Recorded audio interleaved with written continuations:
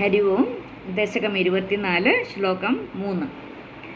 നിഹന്തം ത്വാം ഭൂയസ്തവ പദമവാപ്തസ്യ ചരവോർ ബഹിർദൃഷ്ടേരന്തർദതിതഹൃദയേ സൂക്ഷ്മവപുഷാ ന തന്നുച്ചൈസ്തത്രാപ്യഖിലഭുവനാന്തേ ച മൃഗയൻ ഭിയായാദം മത്വാ സഖലുജിതകാശീനിവവൃതേ.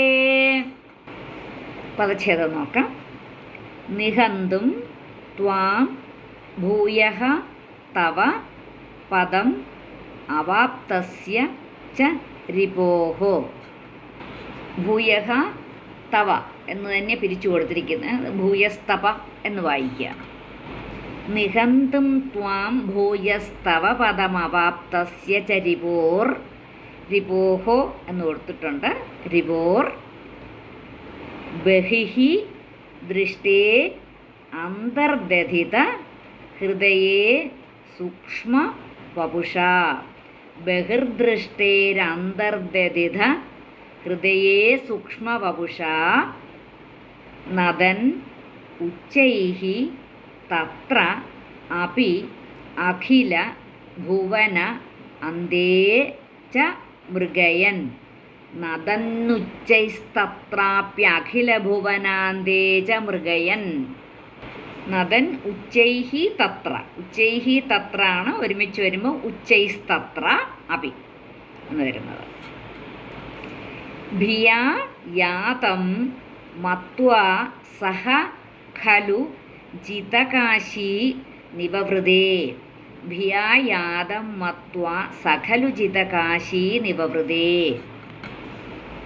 നിഹന്തം ത്വാം ഭൂയസ്തവ പദമവാപ്തസ്യ ച രിപോർ ബഹിർദൃഷ്ടേരന്തർദതിതഹൃദയേ സൂക്ഷ്മവപുഷാ ന തന്നുച്ചൈസ്തത്രാപ്യഖിലഭുവനാന്തേ ച മൃഗയൻ ഭിയാ യാതം മത്വാ സഖലുജിതകാശീ നിവവൃതേ. ശ്ലോകം 3 അന്വയവും അർത്ഥവും നോക്കാം.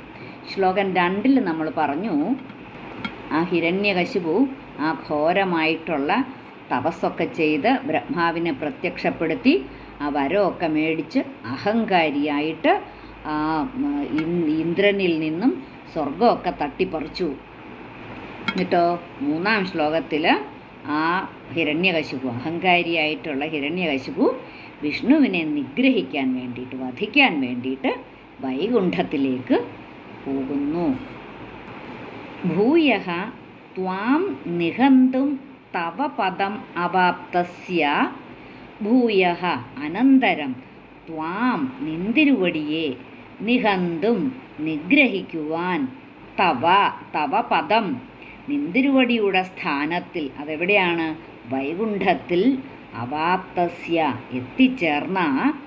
ഭൂയഃ ത്വാം നിഹന്തും തവ പദം അവാപ്തസ്യ അനന്തരം നിന്തിരുവടിയെ നിഗ്രഹിക്കുവാൻ നിന്തിരുവടിയുടെ സ്ഥാനത്തിൽ, അതായത് ആ വൈകുണ്ഠത്തിൽ എത്തിച്ചേർന്ന.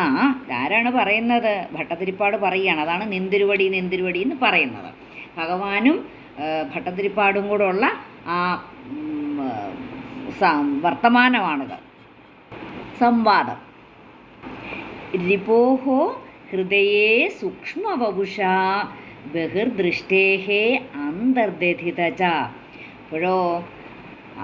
അപ്പോൾ ഈ അവിടെ വൈകുണ്ഠത്തിൽ എത്തിച്ചേർന്ന ശത്രുവിൻ്റെ ഹൃദയത്തിൽ അണുസ്വരൂപനായിട്ട് മാംസചക്ഷുസിൽ നിന്നും അന്തർധാനം ചെയ്യുകയും ചെയ്തു. ആര്? ഭഗവാൻ.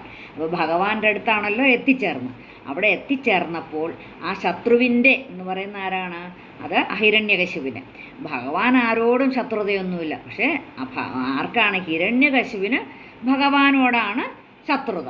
അപ്പോൾ അതാണ് പറഞ്ഞേക്കുന്നത്. ആ അവൻ്റെ ആ ശത്രു ഭഗവാനോട് ശത്രുതയുള്ളവൻ്റെ എന്നുവെച്ചാൽ ഹിരണ്യകശിപുവിൻ്റെ ഹൃദയത്തിൽ, അതാണ് ഹൃദയേ സൂക്ഷ്മവപുഷ അണുസ്വരൂപനായിട്ട് ബഹിർദൃഷ്ടേഃ അന്തർദധിത ച ആ മാംസചക്ഷുഷിൽ നിന്നുമൊക്കെ അന്തർധാനം ചെയ്യുകയും ചെയ്തു.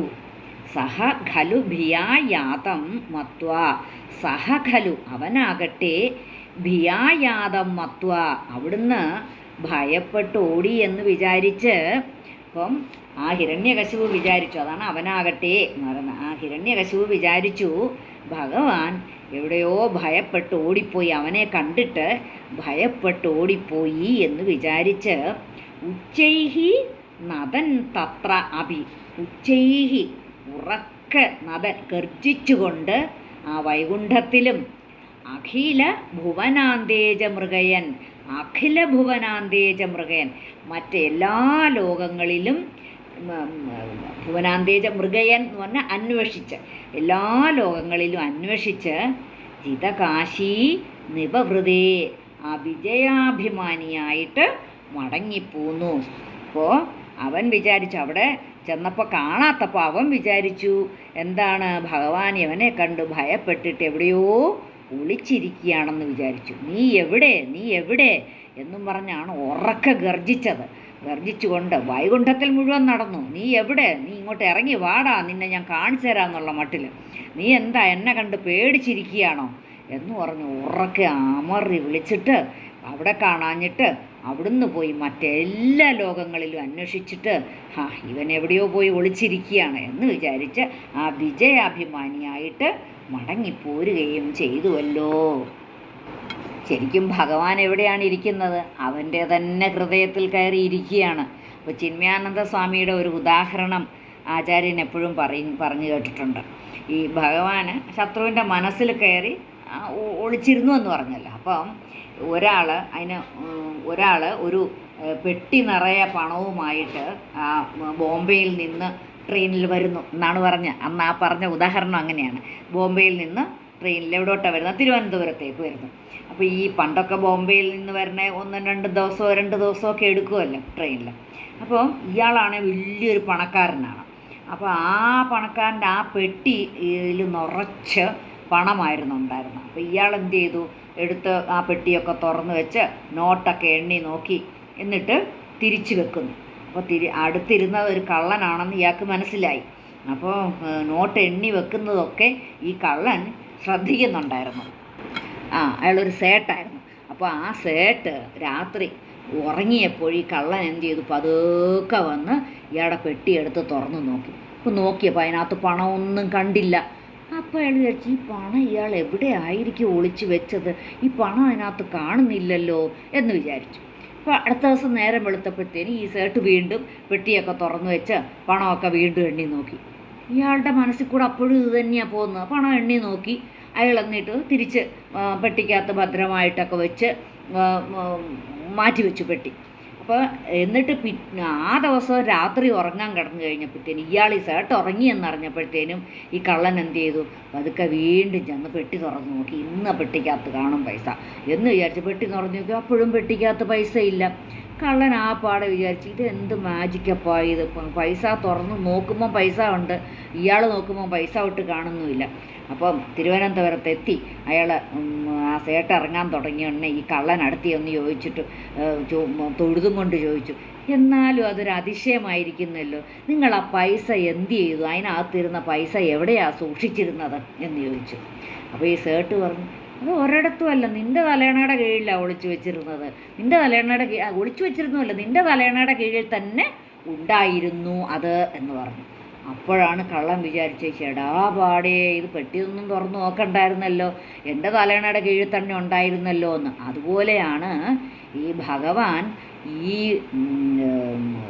ഹിരണ്യകശിപുവിൻ്റെ ഹൃദയത്തിൽ ഇരിക്കുകയും ഹിരണ്യകശിപു ലോകം മുഴുവൻ ഓടി നടക്കുകയും ചെയ്യുകയാണ് ഭഗവാനെ അന്വേഷിച്ച് അതുപോലെയാണ് നമ്മുടെയും അവസ്ഥ. നമ്മുടെയൊക്കെ ഹൃദയത്തിൽ ഭഗവാനുണ്ട്, പക്ഷേ നമ്മളാരും അതറിയുന്നേയില്ല. ഭഗവാൻ നമ്മുടെ ഉള്ളിലാണെന്നറിയാതെ നമ്മൾ പലയിടത്തും അന്വേഷിച്ച് നടക്കുന്നു. ഇപ്പോൾ ഭട്ടതിരിപ്പാട് പറയുന്നു, അങ്ങയെ വധിക്കുവാനായിട്ട് അവൻ അങ്ങയുടെ വാസസ്ഥാനമായ വൈകുണ്ഠത്തിൽ വന്നു. ജ്ഞാനഹീനനായ അവൻ്റെ ഹൃദയത്തിൽ സൂക്ഷ്മരൂപിയായിട്ട് സ്ഥിതി ചെയ്യുന്ന അങ്ങയെ ആ ബാഹ്യനേത്രങ്ങൾ കൊണ്ട് കാണുവാനായിട്ട് കഴിഞ്ഞില്ല. അത്യുച്ചത്തിൽ ഗർജിച്ചുകൊണ്ട് അവൻ അങ്ങയെ 14 ലോകങ്ങളിലും അന്വേഷിച്ചു. എവിടെയും കാണാതിരുന്നപ്പോൾ ജയിച്ചു എന്ന് അഭിമാനിച്ചുകൊണ്ട് സ്വന്തം ഗൃഹത്തിലേക്ക് തിരിച്ചു പോയുവല്ലോ. നിഹന്തം ത്വാം ഭൂയസ്തവ പദമവാപ്തസ്യ ചരിപോർബഹിർദൃഷ്ടേരന്തർദതിതഹൃദയേ സൂക്ഷ്മവപുഷാം നദന്നുച്ചൈസ്തത്രാപ്യഖിലഭുവനാന്തേ ച മൃഗയൻ ഭിയായാദം മത്വാ സഖലു ജിതകാശീ നിവവൃതേ.